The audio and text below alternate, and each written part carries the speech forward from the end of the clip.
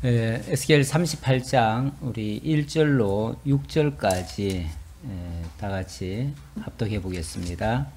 여호와의 말씀이 내게 임하여 이르시되 인자야 너는 마곡 땅에 있는 로스와 메섹과 두발 왕 곧 고게게로 얼굴을 향하고 그에게 예언하여 이르기를 주 여호와께서 이같이 말씀하시기를 로스와 메섹과 두발 왕 고가 내가 너를 대적하여 너를 돌이켜 갈고리로 내 아가리를 깨고 너의 말과 기마병 곧 내 온 군대를 끌어내되 완전한 갑옷을 입고 큰 방패와 작은 방패를 가지며 칼을 잡은 큰 무리와 그들과 함께한 방패와 툴을 갖춘 바사와 구수와 북과 고멜과 그 모든 떼와 북쪽 끝에 도갈마 족속과 그 모든 떼 곧 많은 백성의 무리를 너와 함께 끌어내리라. 아멘. 예, 38장부터는 하나님께서 이스라엘 백성들을 회복하시는데 마곡을 치신 다음에 회복하시겠다 그렇게 말씀하시네요. 마곡이라고 하는 지금까지는 성경에 별로 나오지 않은 그런 내용이 되겠습니다. 그러나 이 마곡이라고 하는 지역이 앞으로 이스라엘에게 상당한 어떤 영향력을 줄 것인 것은 분명하겠죠. 그러니까 성경이 기록을 했겠죠. 그래서 이런 나라가 어디에 있을까라는 생각을 좀 한번 해보게 되고요. 그리고 이 마곡이라고 하는 이런 존재가 무슨 일을 하길래 하나님께서 그들을 대적하시고 마침내 이렇게 심판하신다고 말씀하시는가, 거기에 대해서 우리가 분명히 좀 알아야 될 것 같습니다. 그런데 여기에 말씀은 사실 당장 그 당시에 무슨 일이 일어날 것처럼 얘기하는 것은 아니고요. 이제 내용 속에도 들어가 보면은 뭐 말일에 뭐 이렇게 될 것이다 그러면서 먼 훗날에 이런 일이 있을 것을 얘기를 하고 있습니다. 그래서 이거는 그 당대에 일어날 일이라기보다는 좀 먼 훗날의 미래에 대한 예언의 말씀이다. 그렇게 보시면 되겠습니다. 자, 일단 아까 6절까지 읽어드렸는데요. 이 마곡이라고 하는 이 지역이 어디 있는가를 잠깐 아셔야 되는데, 마곡은 지리적으로 말하면은 아시아 북부 쪽이에요. 북부 쪽이고 거기 흑해가 있고요. 흑해 아래쪽에 있는 지금으로 말하면 러시아 땅이에요.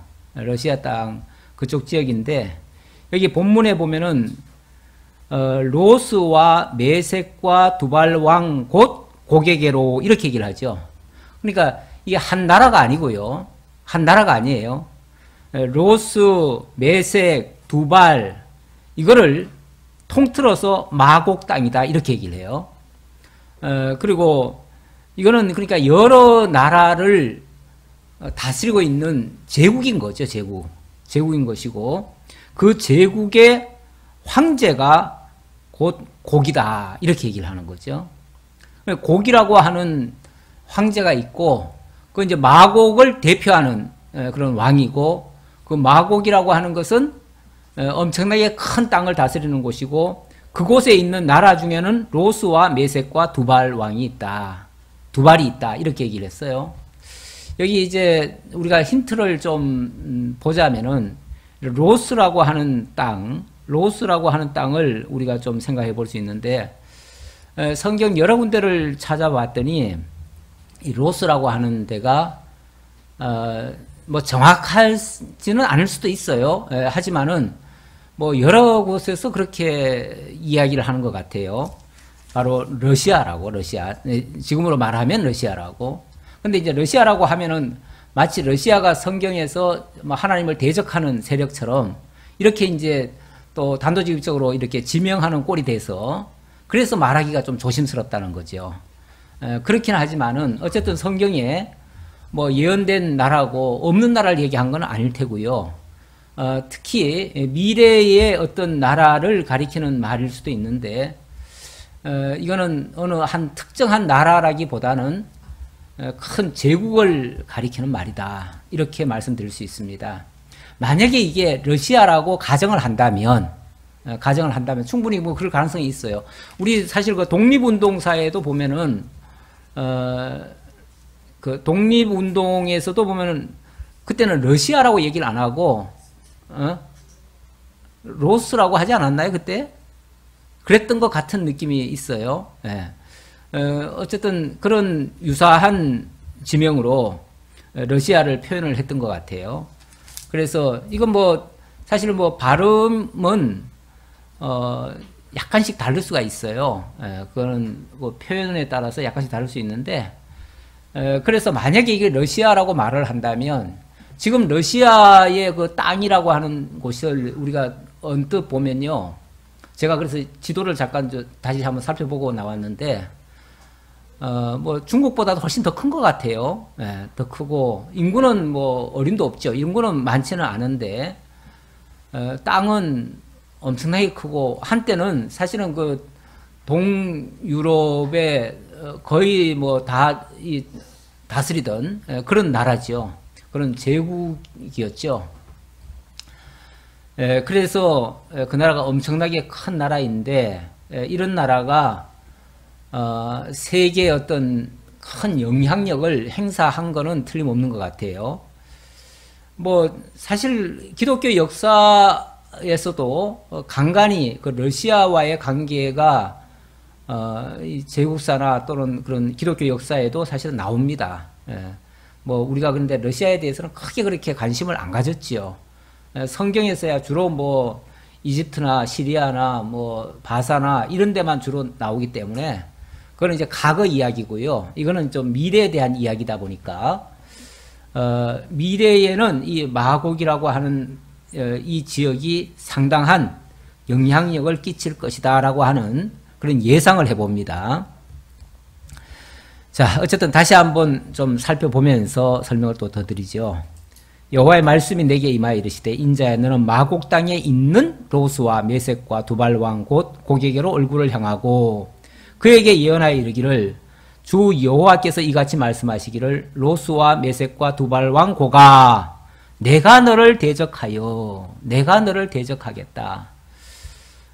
하나님이 그 나라를 대적하는 이유는 그 나라가 언약 자손들을 엄청나게 어떤 괴롭히는 역사에 참여했기 때문에 그런 거죠. 그래서 내가 너를 대적하여 너를 돌이켜 갈고리로 내 아가리를 깨고 너의 말과 기마병 곧 내 온 군대를 끌어내되 완전한 갑옷을 입고 큰 방패와 작은 방패를 가지며 칼을 잡은 큰 무리와 그들과 함께 한 방패와 투구를 갖춘 바사와 구스와 붓과 여기 또 바사, 구스, 붓 이런 데가 나오네요.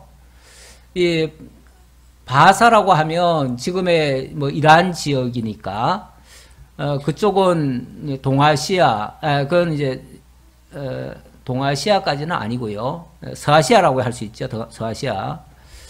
그리고 좀 구스라고 하는 것은 또 아프리카 지역이에요. 그러니까 아프리카 뭐 여러 나라가 사실은 다 섞여 있죠. 다 섞여 있는데 이스라엘을 괴롭혔던 그런 나라들과 함께 취급을 하는 거예요. 예. 그러니까 구스와 일찍이 구스는 사실은 뭐 애굽이라고 생각해도 돼요. 왜냐하면 구스하고 애굽이 나중에 합병됐다가 또 나뉘었다가 이랬거든요. 그래서 구스 하면은 바로 이집트를 얘기한다. 이 정도로 이해를 해도 되고요.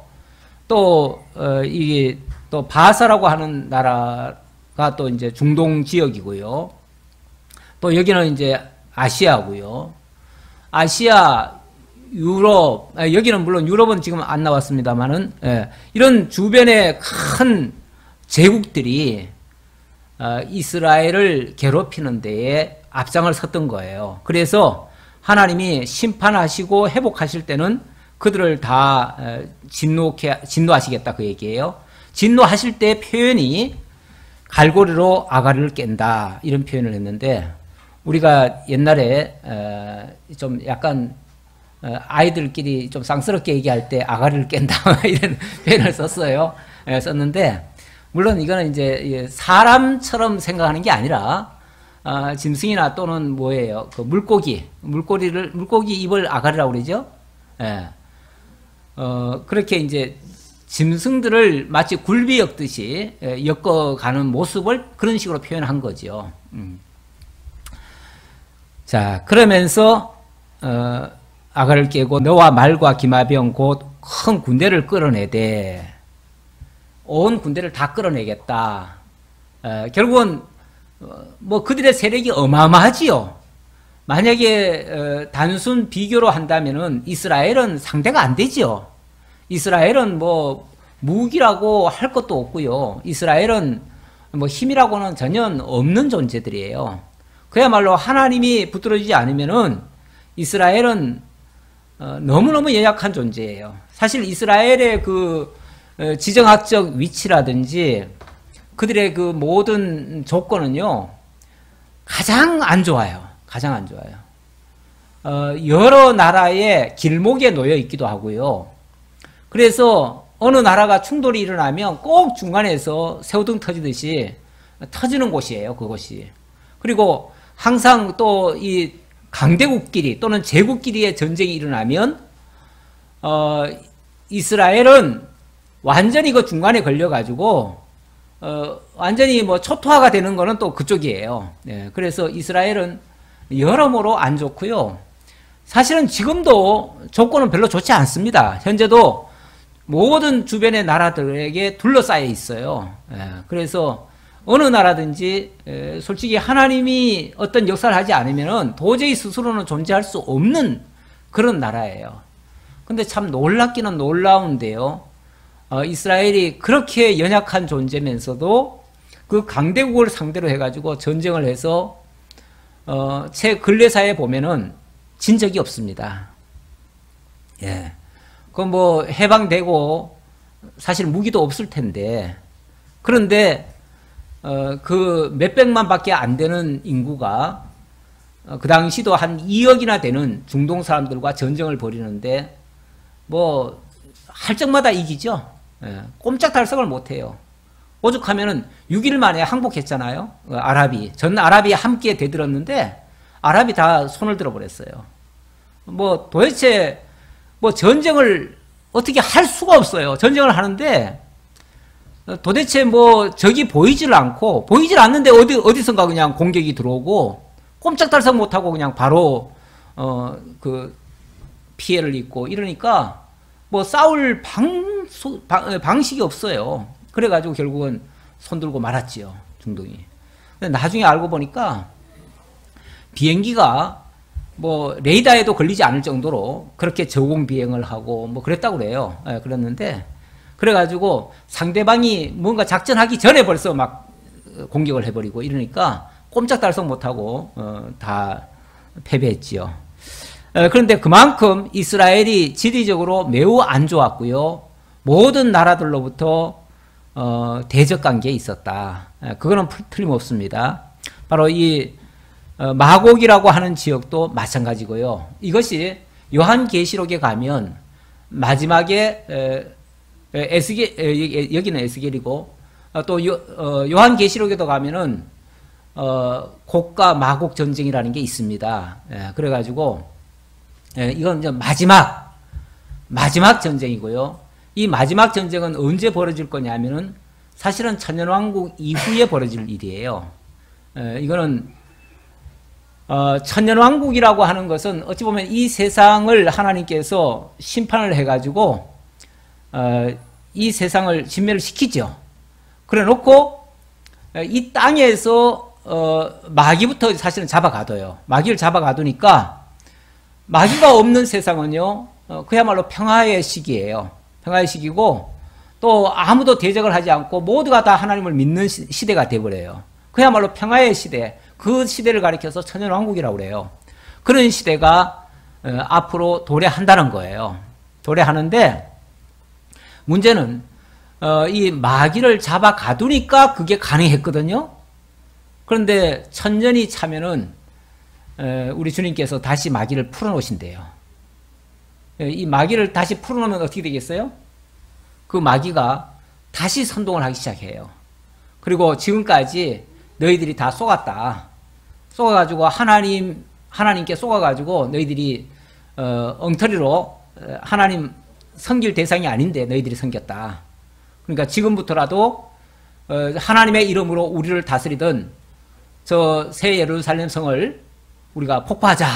그러면서 다 모여들어가지고 함께 힘을 모아가지고 대적을 한다는 거예요.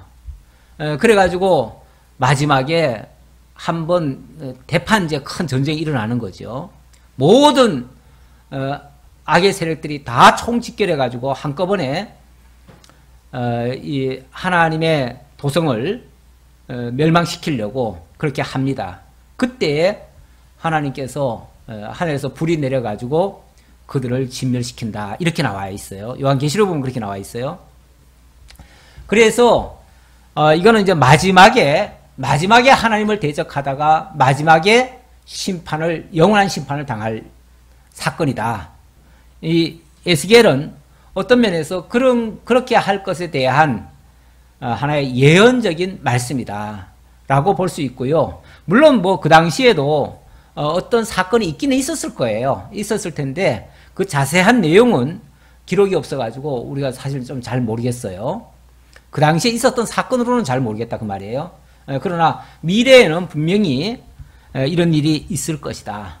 이 구약시대의 모든 예언은요. 실제 있었던 사건을 기준으로 해서 예언을 합니다. 그것을 하나의 모티브처럼 그걸 이제 기준을 해가지고 그런 일이 장차 또 있을 것이다 라고 예언을 하는 거죠. 이제 바로 이 에스겔은 그런 어떤 작은 걸 가지고 예를 들어서 미래를 아주 크게 예언을 하는 거예요. 그래서 이 내용은 바로 장차 천년왕국 이후에 일어날 일을 염두에 두고 이해를 하시면 좋겠습니다. 자, 그렇게 하고 7절 봅시다. 너는 스스로 예비하되 너와 네게 모인 무리들이 다 스스로 예비하고 너는 그들의 우두머리가 될지어다. 여러 날 후 곧 말년에 내가 명령을 받고 그 땅 곧 오래 항폐되었던 이스라엘 산에 이르리니 그 땅 백성은 칼을 벗어나서 여러 나라에서 모여 들어오며 이방에서 나와 다 평안히 거주하는 중이라. 내가 올라오되 너와 내 모든 때와 너와 함께한 많은 백성이 광풍같이 이르고 구름같이 땅을 덮으리라. 이 7절부터의 말씀은 이 마곡의 대장인 곡이 여호와를 대적하게 될 것을 이야기하는 말씀인데, 그들이 이스라엘이 이제 해방에서 돌아오는 것을 기뻐하지 않고 그들을 유혹을 한다는 거죠. 그들을 핍박을 하고 유혹을 하고 이렇게 한다는 거죠. 그래서 10절에 주 여호와께서 이같이 말씀하셨느니라. 그날에 내 마음에서 여러 가지 생각이 나서 악한 꾀를 내어 말하기를 내가 평원의 고을들로 올라가리라. 성벽도 없고 문이나 빗장이 없어도 염려 없이 다 평안히 거주하는 백성에게 나아가서 물건을 겁탈하며 노력하리라 하고 내 손을 들어서 황폐하였다가 지금 사람이 거주하는 땅과 여러 나라에서 모여서 짐승과 재물을 얻고 세상 중앙에 거주하는 백성을 치고자 할 때에, 그러니까 이스라엘이 다시 회복해가지고 어찌 보면 이제 평안을 이제 추구하고 있을 때에 뭐 그런 얘기예요. 그러니까 여기 평원의 고을들로 올라가서 성벽도 없고 문이나 빗장도 없이 염려 없이 평안히 거주하는 백성들, 이 말은 어찌 보면 좀 평화로운 시기 아니에요? 평화의 시대를 맞이한 이스라엘에게 그들이 들어가가지고 유혹을 한다는 거잖아요. 10절에 그 말이잖아요. 주 여호와께서 이같이 말씀하셨느니라. 그날에 내 마음에서 여러 가지 생각이 나서 악한 꾀를 내어 말하기를, 뭐 이렇게 얘기하잖아요. 악한 꾀를 내어 유혹을 한다. 제가 아까 마지막 요한계시록에 나오는 장면이 이 곡과 마곡 전쟁이 일어날 것이다. 그거는 천년왕국에서 평안히 있던 자들을 대적하기 위해서 온 세상의 모든 백성들을 다 선동한다 그 말이에요. 선동한다. 물론 그거는 마귀의 사주를 받아서 하는 행동들이에요. 마귀의 사주를 받으니까 갑자기 미혹하는 마음이 돼가지고 온 백성들을 꿰이는 거예요. 악한 생각으로 깨어서 저 평안히 거주하고 있는 저들에게 왜 우리가 복종하느냐, 지금까지 우리가 쏘갔다 하고서 대적을 하게 만든다는 거죠. 그러니까 이것도 아마 이스라엘 백성들을 나중에 이제 어떤 괴롭히는 그런 대상이 될 거다라는 차원에서 얘기한 것 같은데, 이제 미래 사회는 분명히 이게 이제 예언이 돼 있으니까 제가 그걸 가지고 이제 주로 얘기를 하는 거예요. 자, 그럴 때에 13절 스바와 드단과 다시스의 상인과 그 부자들이 내게 이르기를 내가 탈취하러 왔느냐? 내가 내 무리를 모아 노력하고자 하느냐? 은과 금을 빼앗으며 짐승과 재물을 빼앗으며 물건을 크게 약탈하여 가고자 하느냐? 하리라. 이 스바와 드단, 다시스, 이 스바는 뭐 아까 제가 이집트 쪽이라고 얘기를 했고요. 다시스는 어찌 보면 이 유럽 쪽에 지금으로 말하면 스페인 지역 그쪽이고, 자 그쪽에 있는 부자들이 네가 탈취하러 왔느냐 이렇게 묻는다는 거죠. 예. 그러면서 그렇게 하니까 14절 인자야 너는 또 예언하여 고객에게 이르기를 주 여호와께서 이같이 말씀하시기를 내 백성 이스라엘이 평안히 거주하는 날에 네가 어찌 그것을 알지 못하겠느냐. 내가 내 고국 땅 북쪽 끝에서 많은 백성 곧 말을 탄 큰 무리와 능한 군대와 함께 오되 구름을 덮은 같이 내 백성 이스라엘을 치러 오리라. 여기도 이제 그 북쪽 땅 북쪽 끝에서 내 고국 땅 북쪽 끝에서 많은 백성이 말을 타고 능한 군대와 함께 올 것이다 이렇게 얘기를 했는데, 제가 아까 그 러시아 지역, 한때는 소비에트 연방공화국이었죠. 소비에트 연방공화국으로 있을 때는 정말 가장 큰 땅을 사실 확보한 거였습니다. 지금은 어느 정도인지 모르겠어요. 지금도 그 정도 되나요? 지금도 세계에서 1, 2위인가요? 어떻게 되나요? 러시아가 아마 1위죠. 지금도 아마 땅이 클 거예요. 아까 지도를 언뜻 보니까 굉장히 크더라고요. 그 북쪽 끝에서 사실은 거하는 백성들이에요. 뭐 한때는 알래스카도 사실은 다 그쪽 땅이었는데 지금은 미국한테 넘어갔지만 그렇게 어마어마하게 사실은 큰 땅에서 거주하면서 힘도 세고 그런 나라가 이제 세계를 정복하고 뿐만 아니라 여기 지금 아까 표현상 세계 중앙에 세상 중앙에 거주하는 백성을 치고자 할 때 이렇게 얘기하죠. 세상 중앙에 거주하는 백성. 물론 뭐 각 나라마다 자기 나라를 세상의 중심이라고 얘기를 해요. 우리나라도 세계 지도 그려놓으면 우리나라가 한복판에 가 있잖아요. 다 자기 나라 중심으로 지도를 그려요. 그러긴 그러는데 전체적으로 말하면 이 성경적으로 말하면 세상 중앙에 있는 나라는 어디예요? 이스라엘이에요. 그러니까 성경에서는 자고한 세상 중앙에 있는 나라는 이스라엘이라고 쳐요.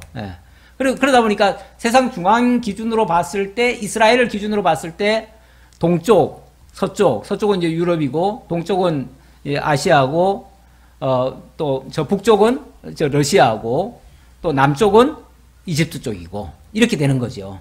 이렇게 돼 가지고 이제 세계가 다 이스라엘을 이제 하는데, 아까 뭐 저 유럽 쪽에서도 네가 이스라엘 치러 왔느냐 뭐 이렇게 얘기를 하고, 저 구스도 네가 이스라엘 치러 왔느냐 이렇게 얘기를 하고, 어찌 보면 세계 모든 나라가 거기 같이 경계를 하거나 아니면은 합세를 하거나 뭐 이렇게 한다는 얘기예요.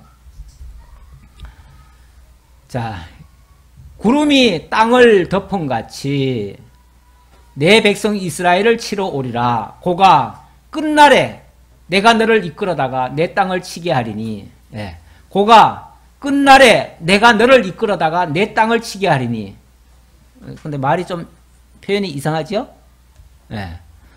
이 곡이 뭘 한다고요? 이스라엘을 친대요. 치는데 언제요? 끝날에. 끝날에 치러 오는데 하나님이 끌어다가 치게 한다는 얘기예요. 어찌 보면 그렇죠? 하나님이 끌어다가 치게 한다는 거죠. 내가 너를 이끌어다가 내 땅을 치게 하리니 이는 내가 너로 말미암아 이방 사람들의 눈앞에서 내 거룩함을 나타내어 그들이 다 나를 알게 하려 함이라. 그런데 이렇게 하는 이유가 뭐라고요? 사실은 하나님이 마곡을 일부러 키우신다는 거죠. 일부러 키우고 일부러 힘을 많게 하고 땅도 크게 하고 힘도 세게 하고 무기도 아주 많게 하고 이래가지고 끝날에 세상 한가운데 있는 자그마한 이스라엘을 치게 한대요. 치게 하는데 승리는 어디로 갈까요? 승리는 우리 새 예루살렘 성, 만약에 종말로 말한다면 새 예루살렘 성이 포위를 당하는 거죠. 온 세계에 쉽게 말하면 다 포위를 당하는 거예요. 포위를 당하는데 결론은 승리를 거둔다는 거죠. 그러니까 강한 상대를 만들어 가지고 결국은 그들을 다 진멸시킨다는 거예요. 그렇게 되어졌을 때 뭐가 드러나죠? 하나님의 능력의 영광이 드러나죠. 그렇게 해서 뭐 하려고요? 하나님이 온 세상 가운데 모든 이방 사람들 눈앞에서 내 거룩함을 나타내어 그들이 다 나를 알게 하려고 그런다. 이 상대를 약하게 만들어 가지고 공격하는 거는요, 어찌 보면 어린애하고 싸우는 꼴이에요. 그래 가지고는 내 능력이 안 드러나요. 애들하고 싸워 가지고 이겨봤자 뭐예요? 그건 소용없지요. 근데 다윗같이 정말 소년 다윗이 골리앗 같은 그 강한 그 아주 대장을 상대로 해서 싸워서 이기면은 뭐가 되죠? 능력이 드러나죠. 하나님의 능력이 드러나죠. 마찬가지로 그 연약한 이스라엘을 상대하는 그 대적이 이렇게 강하게 해가지고 하나님이 그들을 치심으로써 하나님의 능력의 영광이 드러나도록 하시겠다. 그래서 하나님이 어떤 분이신가를 증거하겠다. 심판을 통해서도 하나님의 영광을 보이시는 모습입니다. 그래서 왜 하나님이 이렇게까지 하실까에 대한 이유가 어느 정도 나왔습니다. 자, 17절 보지요. 자, 이렇게 해서 곡은 마침내 진멸을 당하고 하나님의 심판 아래 들어가게 되는데 이것이 하나님이 예언한 대로 일찍이 옛 선지자들을 통해서 예언한 대로 되어지기 때문에 이를 통해서 하나님이 여호와 되심을 증거하는 것이다 라는 말씀입니다. 우리 한번 좀 교독해 볼까요? 주 여호와께서 이같이 말씀하셨느니라. 내가 옛적에 내 종 이스라엘 선지자들을 통하여 말한 사람이 네가 아니냐. 그들이 그때에 여러 해 동안 예언하기를 내가 너를 이끌어다가 그들을 치게 하리라. 그날에 곡이 이스라엘 땅을 치러 오면 내 노여움이 내 얼굴에 나타나리라. 주 여호와의 말씀이니라. 내가 질투와 맹렬한 노여움으로 말하였거니와 그날에 큰 지진이 이스라엘 땅에 일어나서 바다의 고기들과 공중의 새들과 들의 짐승들과 땅에 있는 모든 벌레와 지면에 있는 모든 사람이 내 앞에서 떨궈지며 모든 산이 무너지며 절벽이 떨어지며 모든 성벽이 땅에 무너지리라. 주 여호와의 말씀이니라. 내가 내 모든 산 중에서 그를 칠 칼을 부르리니 각 사람이 칼로 그 형제를 칠 것이며 내가 또 전병과 피로 그를 심판하며 쏟아지는 폭우와 큰 눈광덩이와 불과 유황으로 그와 그 모든 무리와 그와 함께 있는 많은 백성에게 이를 내게 하리라. 다 같이 이같이 내가 여러 나라의 눈에 내 위대함과 내 거룩함을 나타내어 나를 알게 하리니 내가 여호와인 줄을 그들이 알리라.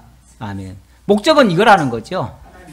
끝에 가서 이같이 내가 여러 나라의 눈에 여기 여러 나라의 눈은 온 세계지요. 온 세계의 눈에 정말 하나님이 어떤 분이신가를 다시 한번 보여주기 위해서 하나님의 위대하심과 그러면서도 거룩함을 유지하면서 위대한 모습. 그러니까 원래 세상에서는 이 강한 나라나 힘있고 권세 있고 능력이 있고 이런 사람들은요, 사실 거룩함과는 거리가 멀지요. 그렇잖아요. 왜냐하면 수단 방법 안 가리고 온갖 작전도 세우고 교활하기도 하고 이렇게도 다 하지요.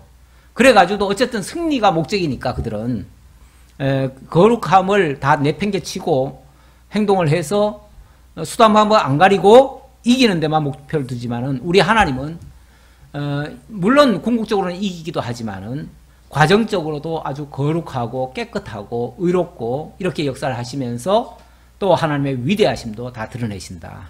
그래서 하나님이 역사를 하시는데 언뜻 보면 거기 결국은 엄청나게 큰 세력이고 많은 힘을 드러내잖아요. 그 드러내는 거를 그대로 다 활용을 하셔요. 하나님이 다 쓰게 해요.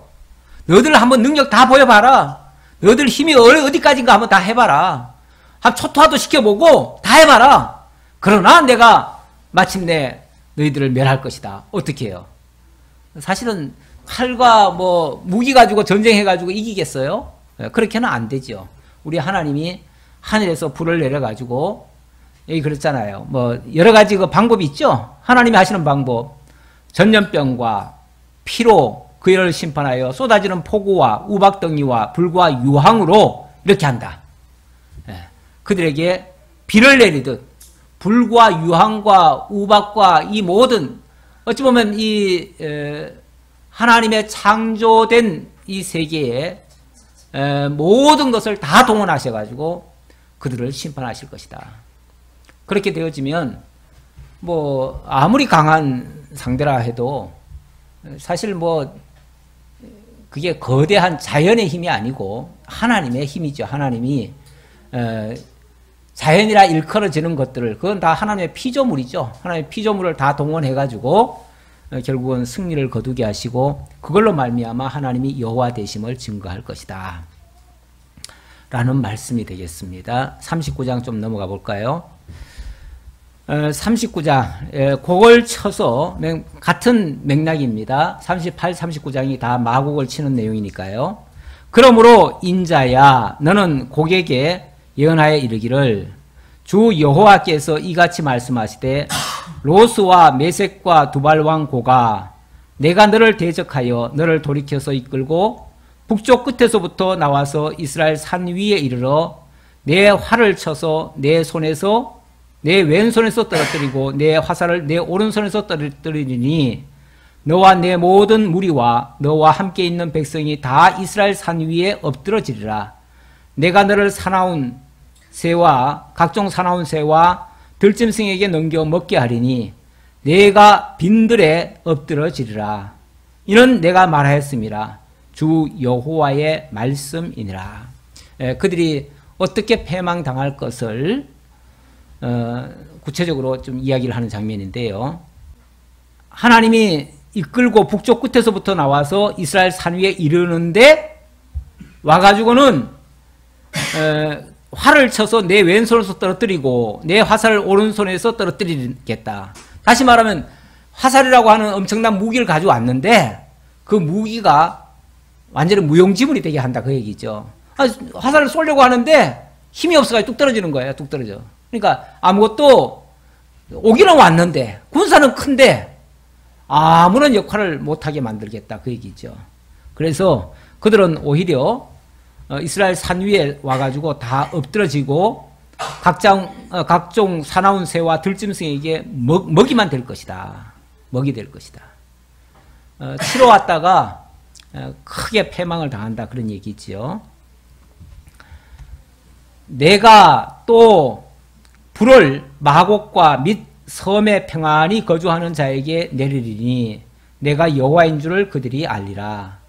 내가 내 거룩한 이름을 내 백성 이스라엘 가운데 알게 하여 다시는 내 거룩한 이름을 더럽히지 아니하게 하리니 이는 여호와 곧 이스라엘의 거룩한 자인 줄을 민족들이 알리라 하라. 민족들이 알도록 하겠다. 그러니까 단순히 마곡을 치는 것은 마곡을 진멸시키려는데 목적이 있는 게 아니에요. 마곡이라고 하는 가장 강력한 나라, 가장 강력한 그 민족을 하나님이 상대해서 그를 침으로 인해서 그를 의지했거나 그가 당연히 이길 것이라고 생각했던 그 모든 사람들로 하여금 하나님이 더 크신 분이구나, 하나님이 진짜 신이시구나, 이거를 깨닫게 하겠다는 거죠. 그게 목적이라는 거죠. 주 여호와의 말씀이니라. 볼지어다 그날이 와서 이루어지리니 내가 말한 그날이 이날이라. 이스라엘 성읍들에 거주하는 자가 나가서 그들의 무기를 불태워 사르되 큰 방패와 작은 방패와 활과 화살과 몽둥이와 창을 가지고 7해 동안 불태우리라. 그들이 와서 패망을 당하고 완전히 멸절을 당했어요. 그리고 나니까 그들이 결국은 온갖 무기를 다 가져왔을 텐데 그 무기들이 뭐가 됐죠?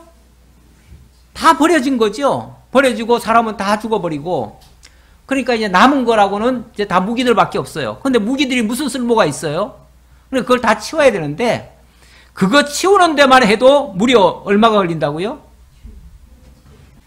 7해 동안 불태우리라 그랬어요. 7해 동안. 그걸 어떻게 뭐 처치하기가 너무 힘들어서 해도 끝이 없을 정도의 그런 이제 승리를 거두게 되는 거죠. 사실 뭐 인간들이 만들어 놓은 어마어마한 무기들이 많습니다. 지금 만들어 놓은 무기들 뭐 다 하면은 제가 그제 오전에 말씀드렸지만은 지금 이 지구를 몇 번이나 콩가루 만들고도 남을 만큼의 무기를 만들어 놨어요.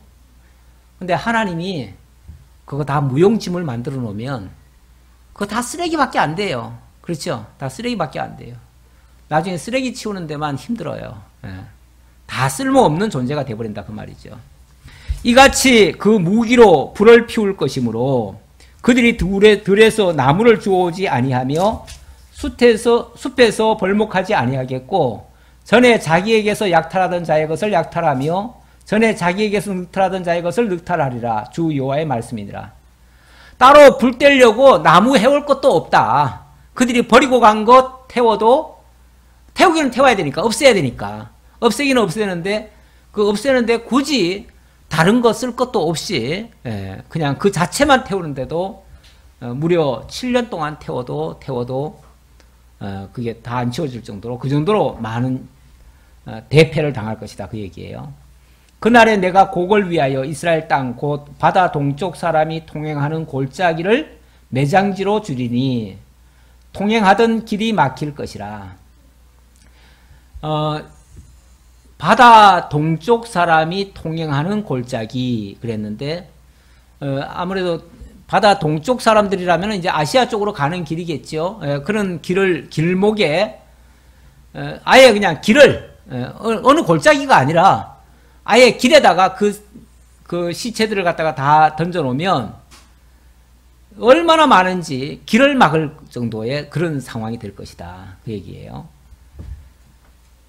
그래서 사람이 거기에서 곡과 그 모든 무리를 매장하고 그 이름을 하몬곡의 골짜기라 일컬으리라 그랬는데, 하몬곡의 골짜기란 말은 곡의 물이라는 뜻이라고 그래요. 그런데 뭐 그들의 그 쉽게 말하면 무덤이죠. 그들의 전체 무덤이다, 이제 그런 의미죠. 이스라엘 족속이 7달 동안에 그들을 매장하여 그 땅을 정결하게 할 것이라. 그 땅 모든 백성이 그들을 매장하고 그로 말미암아 이름을 얻으리니 이는 나의 영광이 나타나는 날이니라. 주 여호와의 말씀이니라. 자, 이렇게 대적을 심판을 하면 하나님의 영광이 드러날 것이다. 우리 하나님 자기 영광을 드러내시기 위해서 이 세상을 자꾸만 키우십니다. 지금 뭐 세계를 우리가 1등이다, 뭐 서로 1등 하려고 지금 뭐 미국과 중국도 맨날 서로 1등 하려다가 지금 싸우고 있는 중이잖아요. 서로 1등 되겠다고. 우리 하나님은요, 세계를 자꾸만 키우셔요.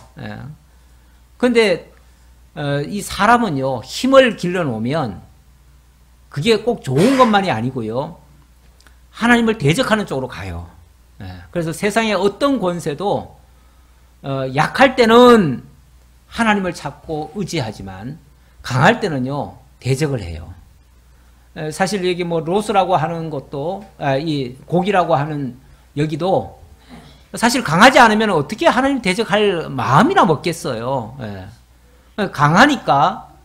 그럼 강하면은 그냥 강한 어른답게 이렇게 행동하면 좋을 텐데 그게 아니고 강한 자는요 약한 자들을 사실은 못 살게 굴어요. 지금도 세계는 어찌 보면 좀 약간 야만성이 있잖아요. 강한 나라가 약한 나라들을 절대 돌보지 않습니다.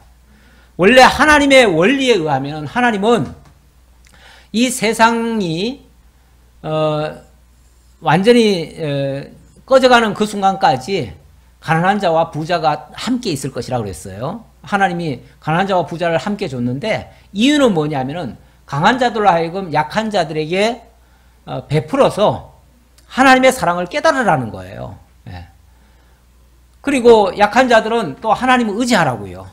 그래서 이게 하나님의 섭리를 가르쳐주는 아주 좋은 도구들인데 희한하게 세상 나라들은 강하면요 약한 나라들을 더 못살게 굴고 더 뭐 빼앗아 먹으려고 하고 그래서 강한 자들이 결코 약한 자들을 입장을 이해하거나 그러지를 않아요. 절대.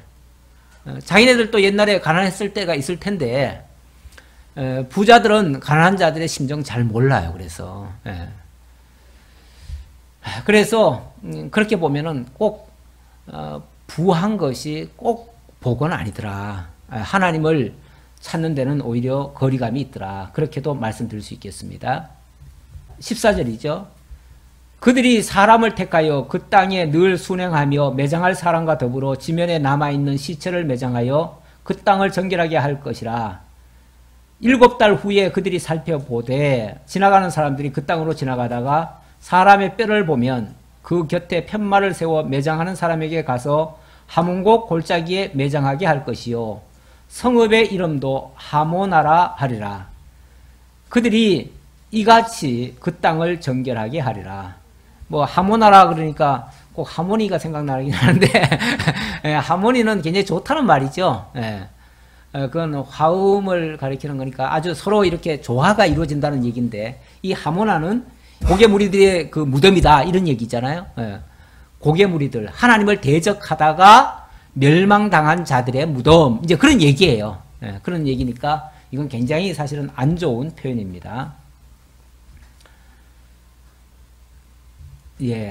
주 여호와께서 이같이 말씀하셨느니라. 너 인자야 너는 각종 새와 들의 각종 짐승에게 이르기를 너희는 모여오라. 내가 너희를 위한 잔치 곧 이스라엘 산 위에 예비한 큰 잔치로 너희는 사방에서 모여 살을 먹으며 피를 마실지어다.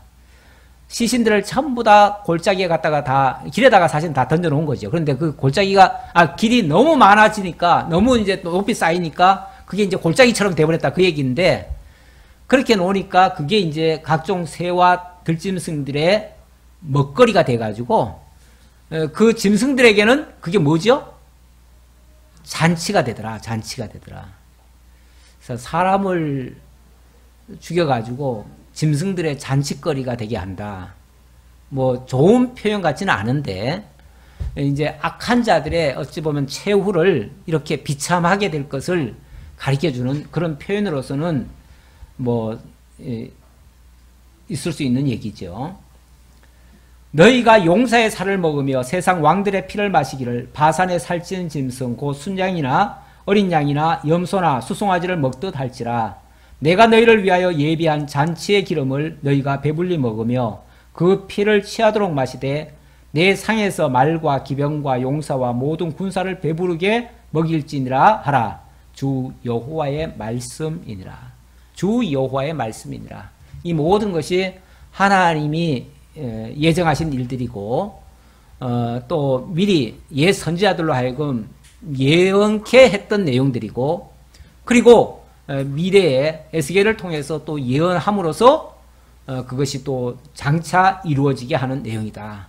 이런 일들을 통해서 하나님이 여호와 되심을 온 천하에 다 증거하실 것이다 라는 말씀입니다.